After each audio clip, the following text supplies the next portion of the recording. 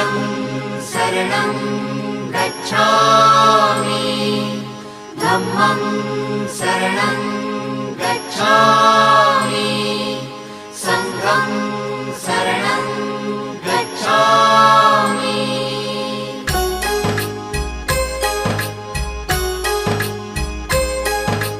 बुद्धं शरणं गच्छामि धम्मं शरणं गच्छामि संघं शरणं गच्छामि त्यागमूर्ती तू शांत चित्त तू योग रूप संसारी